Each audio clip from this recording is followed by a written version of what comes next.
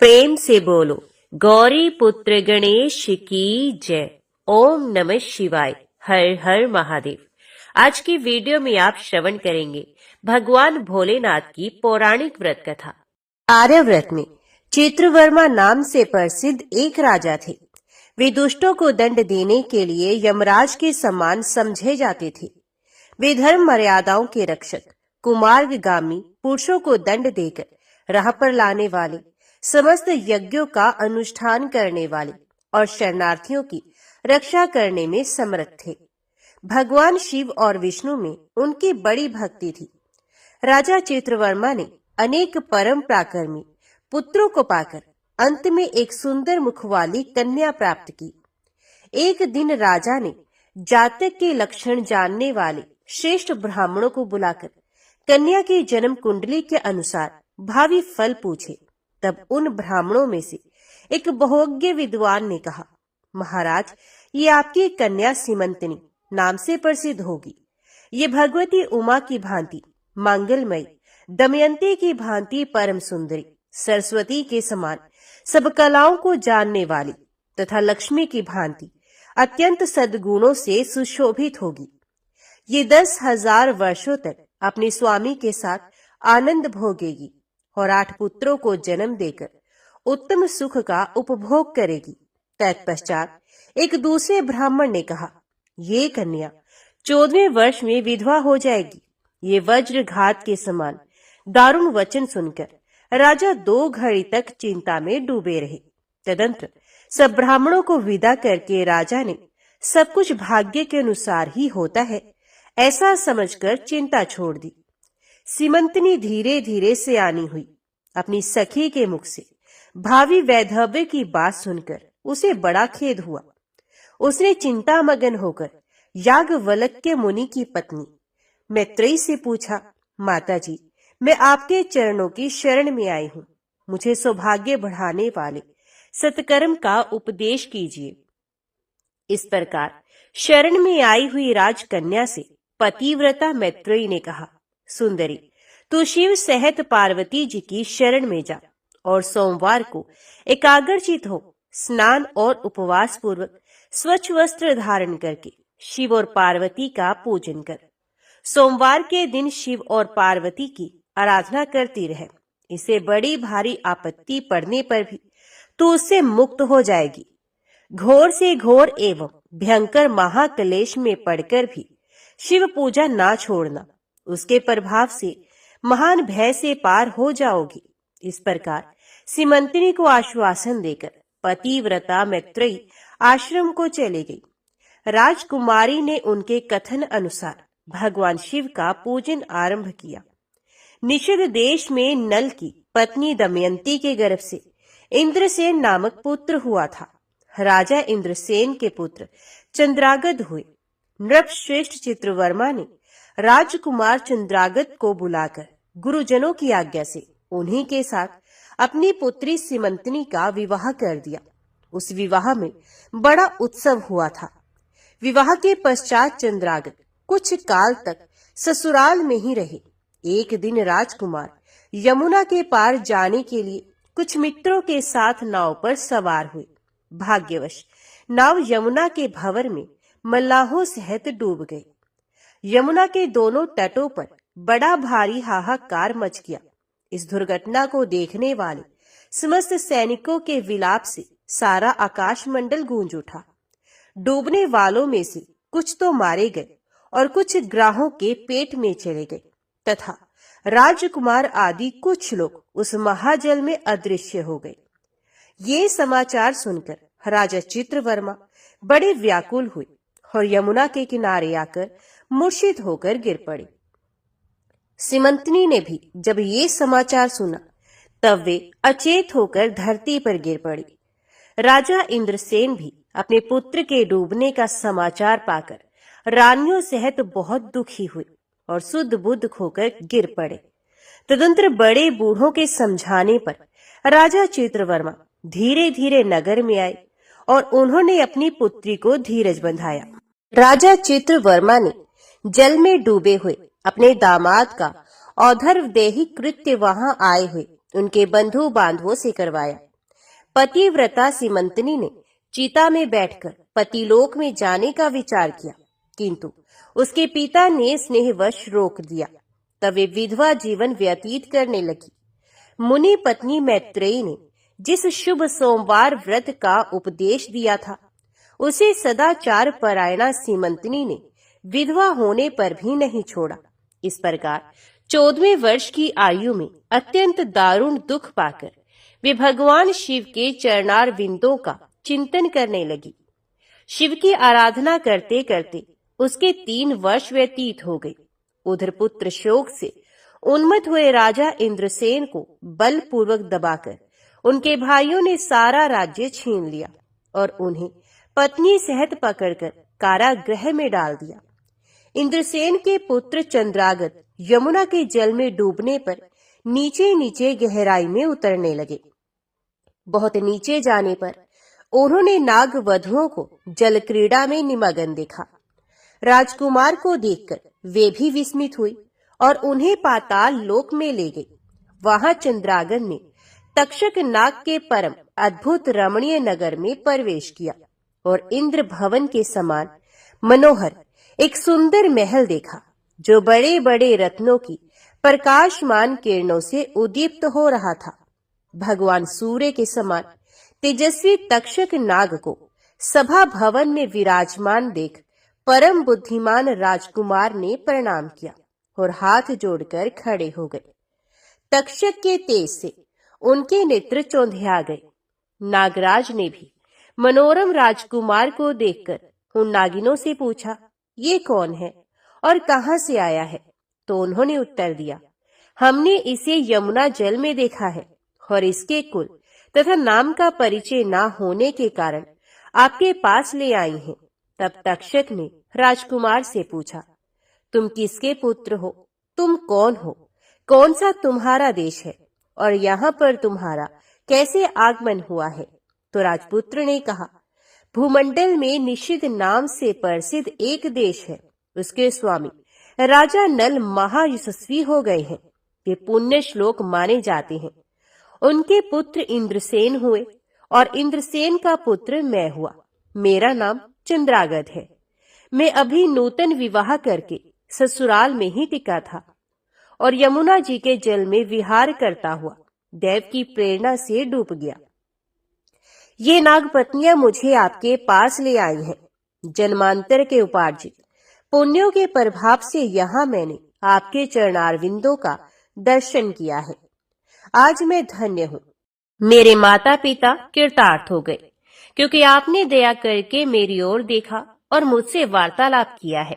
इस प्रकार अत्यंत मनोहर उदारतापूर्ण वचन सुनकर तक्षक ने कहा, राजकुमार, तुम भय न करो, धैर्य रखो और बताओ, तुम संपूर्ण देवताओं में किसकी पूजा करते हो? तो राजकुमार ने कहा, जो संपूर्ण देवों में महादेव कहे जाते हैं, उन्हीं विश्वात्मा उमापति भगवान शिव की मैं पूजा करता हूँ, जो विधाता के भी विधाता, कारण के भी कारण और तेजों में सर्वोत्कृष्ट तेज हैं। वे भगवान शिव मेरी परम गति हैं, जो अत्यंत निकट होकर भी पाप से दूषित चित्त वाले पुरुषों के लिए बहुत दूर हैं तथा जिनके तेज की कोई सीमा नहीं है, जो अग्नि, भूमि, वायु, जल और आकाश में भी स्थित हैं। वे विश्वात्मा भगवान सदाशिव हम सबके लिए परम पूजनीय हैं, जो संपूर्ण भूतों के साक्षी, सबकी आत्मा में स्थित रहने वाले परमेश्वर तथा निरंजन है। संपूर्ण संसार जिनकी इच्छा के अधीन है, मैं उन भगवान शिव की पूजा करता हूँ। ज्ञानी पुरुष जिन्हें एक, आदि और पुराण पुरुष कहते हैं, गुणों के भेद से जिनमें भिन्नता की प्रतीति होती है, जिन्हें कोई तो क्षेत्रज्ञ, कोई तुरय और कोई कूटस्थ कहते हैं, ये भगवान शिव मेरे परम आश्रय हैं।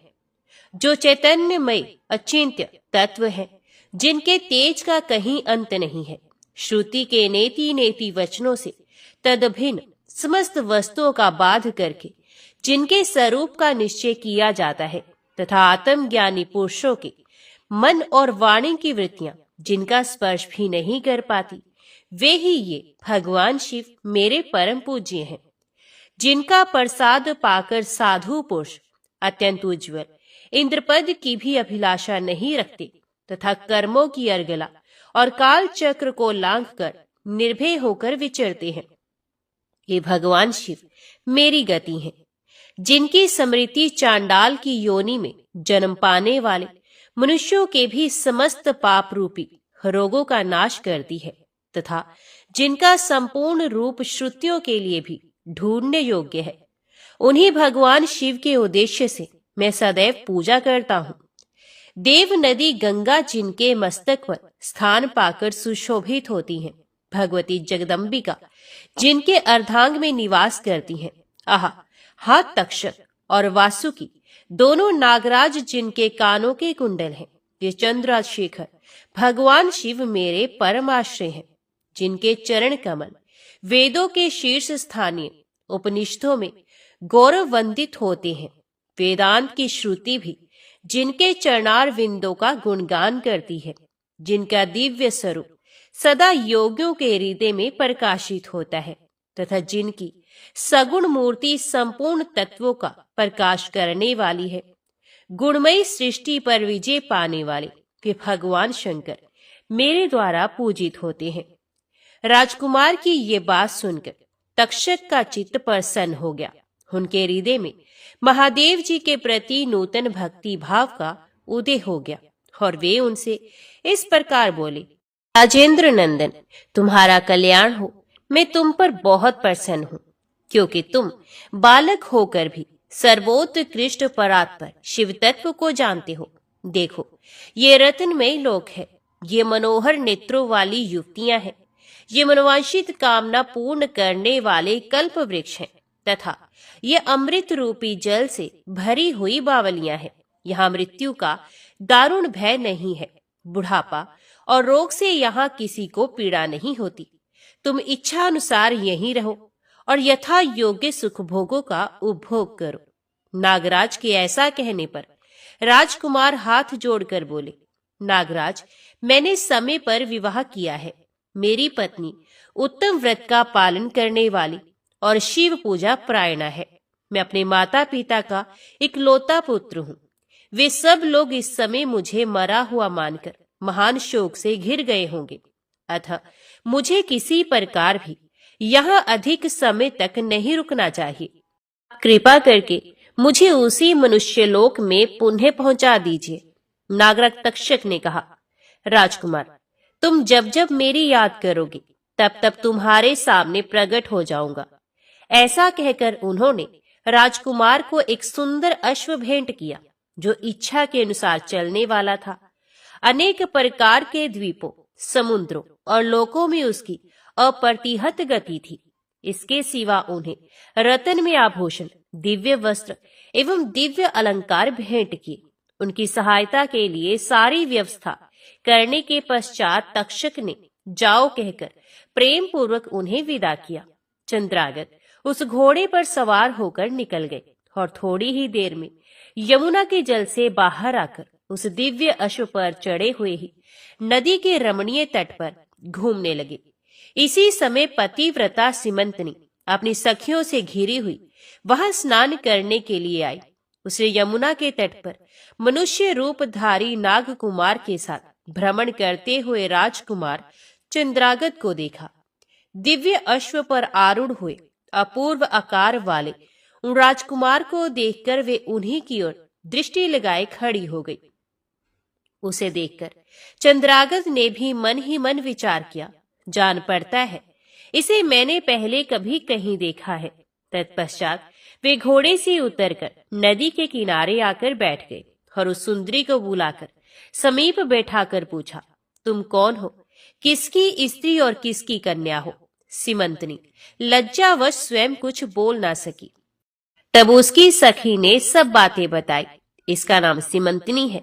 ये निषिद्ध राज इंद्रसेन की पुत्र वधु, युवराज चंद्रागत की रानी तथा महाराज चित्रवर्मा की पुत्री है।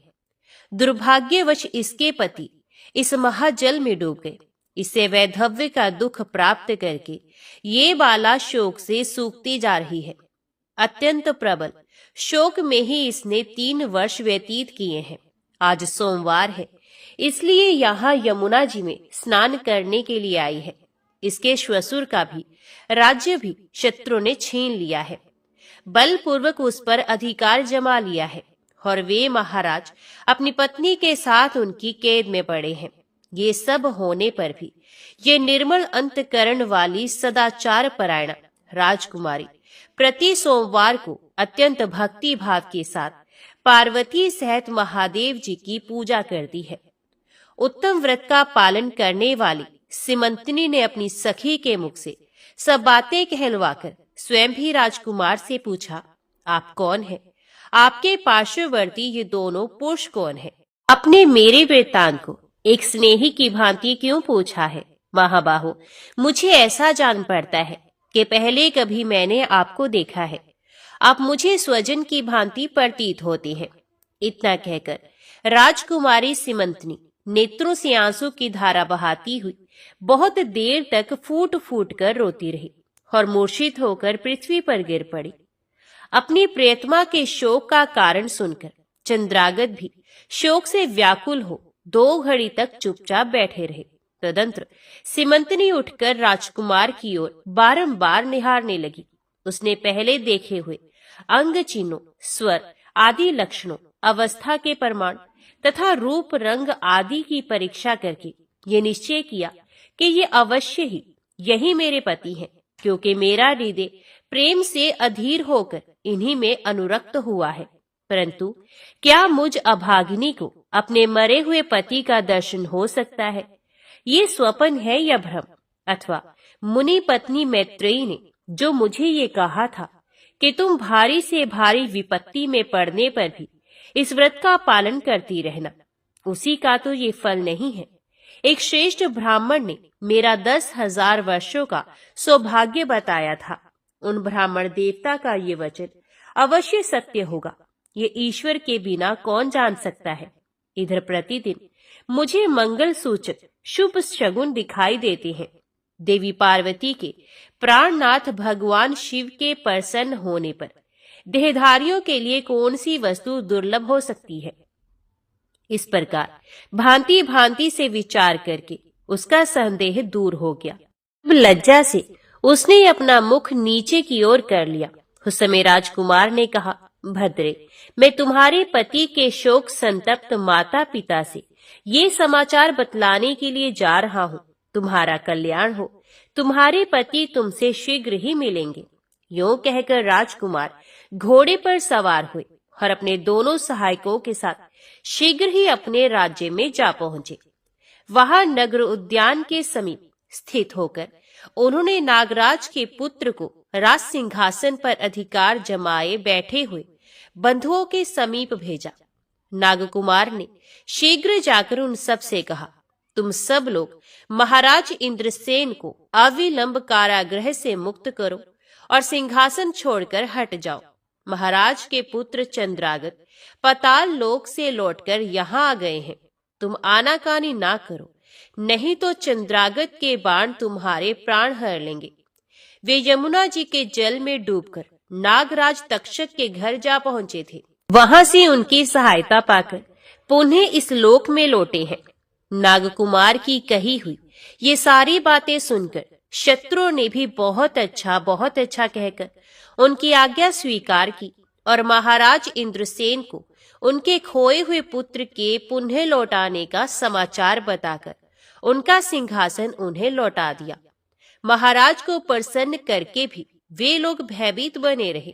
मेरा पुत्र आ रहा है, ये बात सुनकर राजा प्रेम के आंसू बहाते हुए आनंद में डूब गए। यही दशा महारानी की भी थी। तदंतर सब नागरिक, वृद्ध मंत्री और पुरोहित आगे जाकर चंद्रागत से मिले और उन्हें हृदय से लगाकर महाराज के समीप ले आए। अपने भवन में प्रवेश करके अश्रु वर्षा करते हुए राजकुमार ने माता पिता के चरणों में प्रणाम किया। चरणों में पड़े हुए पुत्र को उठाकर राजा ने अश्रु सिक्त हृदय से लगा लिया। फिर क्रमश सब माताओं को प्रणाम करके उनका आशीर्वाद ले राजकुमार पूर्ववासियों से मिले और उन्होंने सबको यथा योग्य सम्मान दिया। पुनः सबके साथ राजसभा में बैठकर अपना सब वृतांत पिता से निवेदन किया और नागराज तक्षक से मित्रता होने की भी बात बताई। राजकुमार का चरित्र देख और सुनकर राजा इंद्रसेन हर्ष से विवल हो गए। उन्होंने अपने मन में यही माना कि मेरी पुत्र वधू ने भगवान महेश्वर की आराधना करके इस अनुपम सौभाग्य का अर्जन किया है। निषद राज ने ये मंगलमय वार्ता दूतों के द्वारा महाराज चित्रवर्मा को भी कहला दी। यह अमृतमय वार्ता सुनकर महाराज चित्रवर्मा आनंद से विवल हो गए और बड़े वेग से उठकर उन्होंने संदेश वाहकों को उपहार में बहुत धन दिया। फिर अपनी पुत्री को बुलाकर उन्होंने उससे वैधव्य के चिन्हों का परित्याग करवाया और उसे नाना प्रकार के आभूषणों से विभूषित किया। तत्पश्चात समूचे राष्ट्र के गांव और नगर आदि में बड़ा भारी उत्सव हुआ और सब लोगों ने राजकुमारी सीमंतनी के सदाचार की बड़ी प्रशंसा की। चित्रवर्मा ने इंद्रसेन के पुत्र चंद्रागत को बुलाकर सीमंतनी को उनके साथ विदा कर दिया। चंद्रागत ने तक्षक के घर से लाए हुए रत्न आदि आभूषणों के द्वारा, जो मानव मात्र के लिए अत्यंत दुर्लभ है, अपनी पत्नी को अलंकृत किया। तपे हुए स्वर्ण के समान सुशोभित 40 कोस तक जाने वाली सुगंध से युक्त दिव्य अंगराग से सीमंतनी की बड़ी शोभा हो रही थी। कमल के केसर के समान रंग वाले कल्प वृक्ष के पुष्पों से बनी हुई और कभी न कुम्हलाने वाली माला भी सती सीमंतनी की शोभा बढ़ा रही थी। इस प्रकार शुभ मुहूर्त में अपनी पत्नी को साथ लेकर श्वशुर की आज्ञा से चंद्रागत पुनः अपनी नगरी में आए। महाराज इंद्रसेन ने अपने पुत्र को राज सिंहासन पर बिठाकर तपस्या द्वारा भगवान शिव की आराधना करके योगी पुरुषों को उपलब्ध होने वाली उत्तम गति प्राप्त की। राजा चंद्रागत ने अपनी धर्मपत्नी सीमंतनी के साथ 10,000 वर्षों तक नाना प्रकार के विषयों का उपभोग किया। उन्होंने 8 पुत्रों और 1 कन्या को जन्म दिया। सीमंतनी प्रतिदिन भगवान महेश्वर की पूजा करती हुई अपने स्वामी के साथ सुखपूर्वक रहने लगी।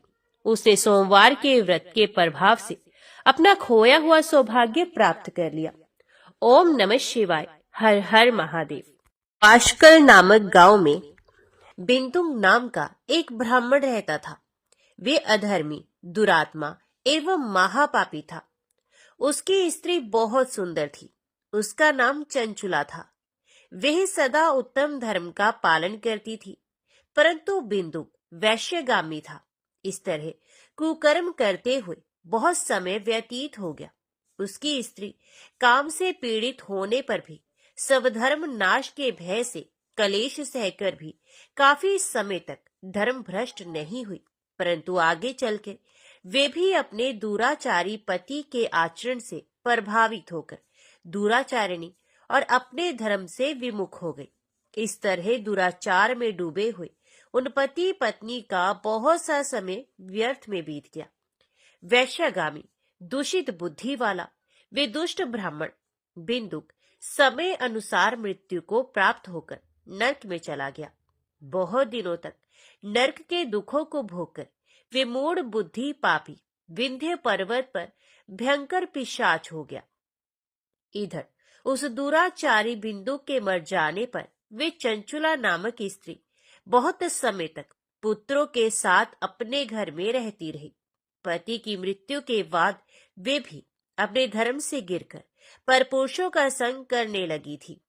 सतिया विपत्ति में भी अपने धर्म का पालन करना नहीं छोड़ती। यही तो तप है। तप कठिन तो होता ही है, लेकिन इसका फल बहुत मीठा होता है। विषयी इस सत्य को नहीं जानता, इसलिए वे विषयों के विषफल का स्वाद लेते हुए भोग करता है। एक दिन देव योग से किसी पुण्य पर्व के आने पर वे अपने भाई बंधुओं के साथ गोकर्ण क्षेत्र में गई। उसने तीर्थ के जल में स्नान किया एवं बंधु जनों के साथ यत्र तत्र घूमने लगी। घूमते घूमते वह एक देव मंदिर में गई। वहां उसने एक ब्राह्मण के मुख से भगवान शिव की परम पवित्र एवं मंगलकारी कथा सुनी। कथावाचक ब्राह्मण कह रहे थे कि जो स्त्रियां व्यभिचार करती हैं वे मरने के बाद जब यमलोक में जाती हैं तब यमराज के दूत उन्हें तरह तरह से यंत्रणा देते हैं। वे उसके काम अंगों को तप्त लोह दंडों से दागते हैं, तप्त लोह के पुरुष से उसका संसर्ग कराते हैं। ये सारे दंड इतनी वेदना देने वाले होते हैं कि जीव पुकार पुकार कर कहता है कि अब वे ऐसा नहीं करेगा, लेकिन यमदूत उसे छोड़ते नहीं।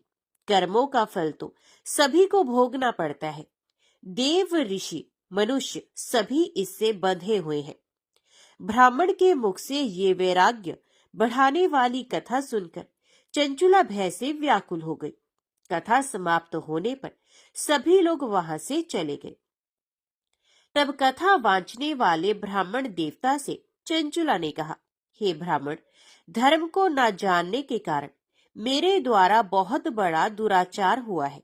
स्वामी, मेरे ऊपर कृपा कर मेरा उद्धार कीजिए। आपके प्रवचन को सुनकर मुझे इस संसार से वैराग्य हो गया है। मुझ मूढ़ चित्त वाली पापिनी को धिक्कार है। मैं निंदा के योग्य हूँ। मैं बुरे विषयों में फंसकर अपने धर्म से विमुख हो गई थी। कौन मुझे जैसी कुमार्ग में मन लगाने वाली पापिनी का साथ देगा? जब यमदूत मेरे गले में फंदा डालकर मुझे बांधकर ले जाएंगे और नरक में मेरे शरीर के टुकड़े करेंगे, तब मैं कैसे उन महायातनाओं को सहन कर पाऊंगी?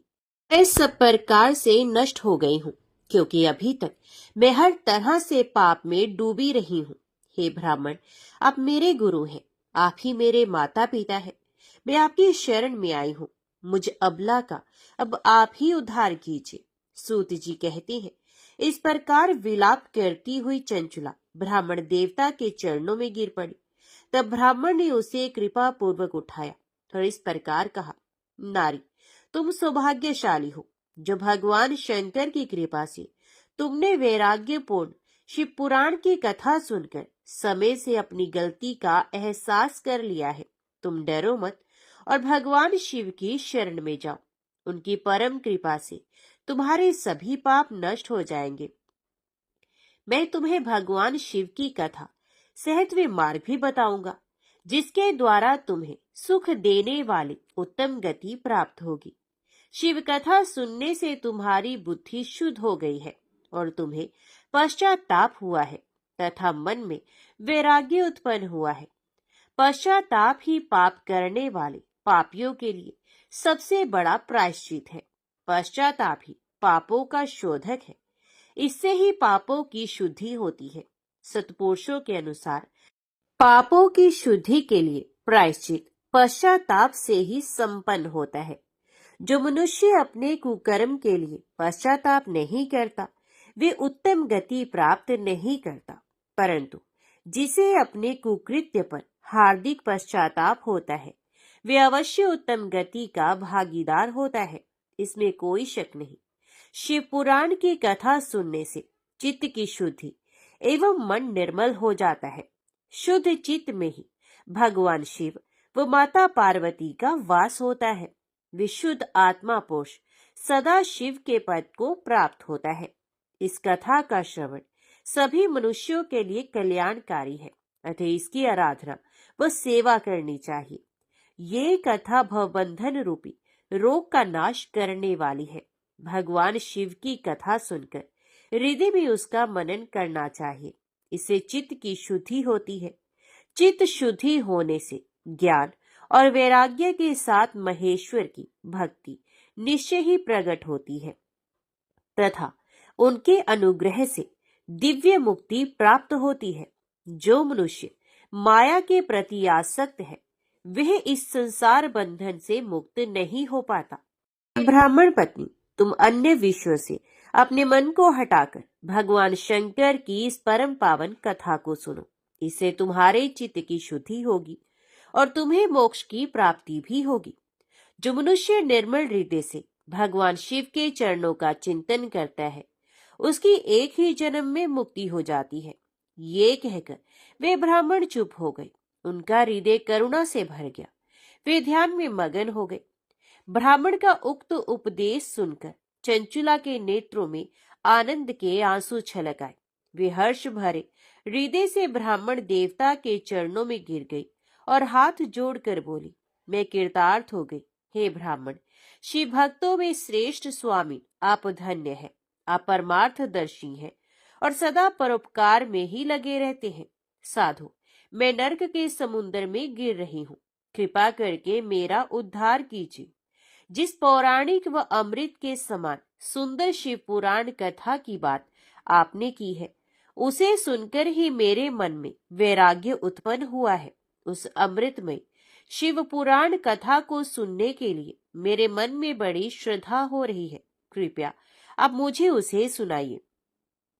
शिव पुराण की कथा सुनने की इच्छा मन में लिए हुए चंचुला उन ब्राह्मण देवता की सेवा में वहीं रहने लगी। उस गोकर्ण नामक महाक्षेत्र में उन ब्राह्मण देवता के मुख से चंचुला शिव पुराण की भक्ति, ज्ञान और वैराग्य को बढ़ाने वाली और मुक्ति देने वाली परम उत्तम कथा सुनकर कृतार्थ हो गई। उसका चित्त शुद्ध हो गया। वे अपने हृदय में शिव के सगुण रूप का चिंतन करने लगी। वे सदैव शिव के सच्चिदानंद स्वरूप का स्मरण करती थी। तत्पश्चात अपना समय पूर्ण होने पर चंचुला ने बिना किसी कष्ट के अपना शरीर त्याग दिया। उसे लेने के लिए एक दिव्य विमान वहां पहुंचा। ये विमान शोभा साधनों से सजा था एवं शिव गणों से सुशोभित था। चंचुला विमान से शिवपुरी पहुंची। उसके सारे पाप धुल गए। वे दिव्यांगना हो गई। वे गौरांगी देवी मस्तक पर अर्धचंद्र का मुकुट व अन्य दिव्य आभूषण पहने शिवपुरी में पहुंची। वहां उसने सनातन देवता त्रिनेत्रधारी महादेव शिव को देखा। सभी देवता उनकी सेवा में भक्ति भाव से उपस्थित थे। उनकी अंग कांति करोड़ों सूर्यों के समान प्रकाशित हो रही थी। 5 मुख और हर मुख में 3-3 नेत्र थे। मस्तक पर अर्धचंद्राकार मुकुट शोभायमान हो रहा था। कंठ में नील चिन्ह था। उनके साथ में देवी गौरी विराजमान थी, जो विद्युत पुंज के समान प्रकाशित हो रही थी। महादेव जी की कांति कपूर के समान गौर थी। उनके शरीर पर श्वेत वस्त्र थे तथा शरीर श्वेत भस्म से युक्त था। इस प्रकार भगवान शिव के परम उज्जवल रूप के दर्शन कर चंचुला बहुत प्रसन्न हुई। उसने भगवान को बारंबार प्रणाम किया और हाथ जोड़कर प्रेम, आनंद और संतोष से युक्त हो विनीत भाव से खड़ी हो गई। उसके नेत्रों से आनंद अश्रुओं की धारा बहने लगी। भगवान शंकर व माता पार्वती करुणा के साथ सौम्य दृष्टि से देखकर चंचुला को अपने पास बुलाया। गौरी उमा ने उसे प्रेम पूर्वक अपनी सखी बना लिया। चंचुला सुखपूर्वक भगवान शिव के धाम में उमा देवी की सखी के रूप में निवास करने लगी।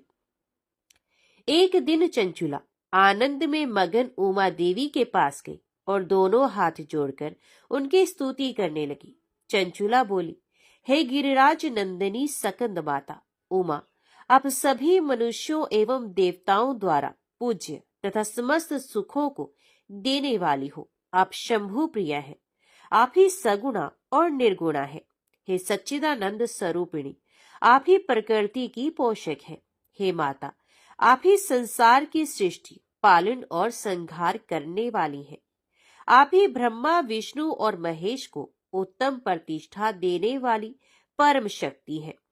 सदगति प्राप्त चंचुला इस प्रकार देवी की स्तुति कर शांत हो गई। उसकी आंखों में प्रेम के आंसू उमड़ आए। तब शंकर प्रिया भक्त वत्सला देवी उमा ने बड़े प्रेम से चंचुला को चुप कराते हुए कहा, सखी चंचुला, मैं तुम्हारी स्तुति से प्रसन्न हूँ। बोलो, क्या वर मांगती हो? चंचुला बोली, हे गिरिराज कुमारी, मेरे पति बिंदु इस समय कहाँ हैं? वो कैसे हैं? मुझे बताइए और कुछ उपाय कीजिए ताकि हम फिर से मिल सके। हे महादेवी, मेरे पति एक शूद्र जाति वैश्या के प्रति आसक्त थे और पाप में ही डूबे रहते थे। गिरिजा माता बोली, बेटी, तुम्हारा पति बिंदु बड़ा पापी था। उसका अंत बड़ा भयानक हुआ।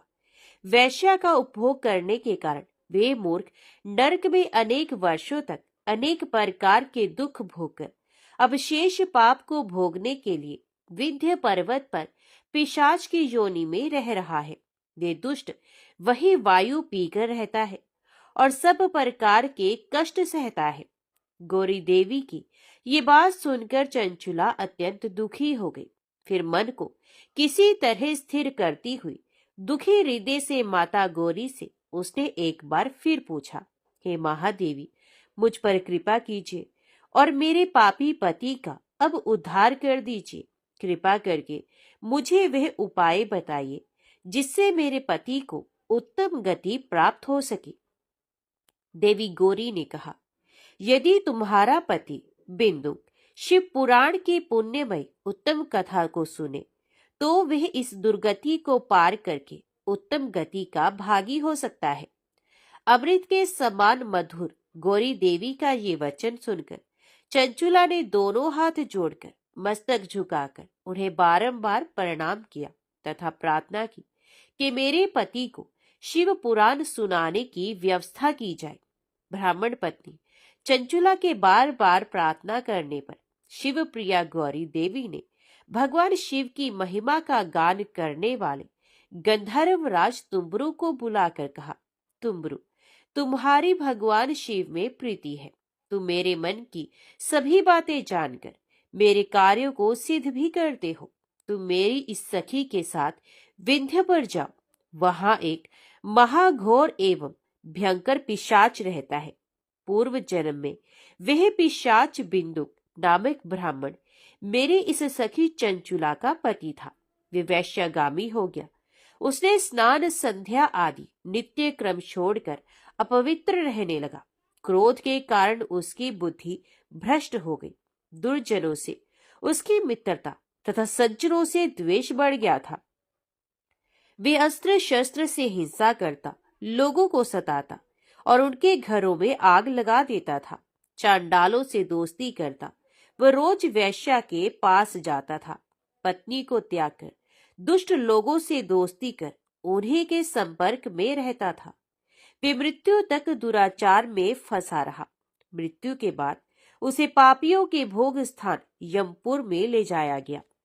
वहां घोर नरकों को सहकर इस समय वे विंध्य पर्वत पर पिशाच बनकर रह रहा है और पापों का फल भोग रहा है।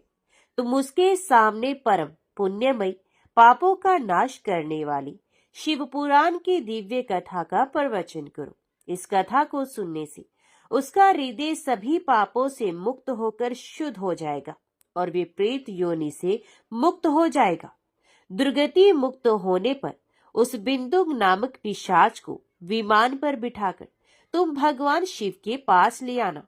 माँ उमा का आदेश पाकर गंधर्व राज तुम्बरु प्रसन्नता पूर्वक अपने भाग्य की सराहना करते हुए चंचुला को साथ लेकर विमान से पिशाच के निवास स्थान विंध्य पर्वत पर गया। वहां पहुंचकर उसने उस विकराल आकृति वाले पिशाच को देखा। उसका शरीर विशाल था, उसकी ठोड़ी बड़ी थी। वे कभी हंसता, कभी रोता तो कभी उछलता था।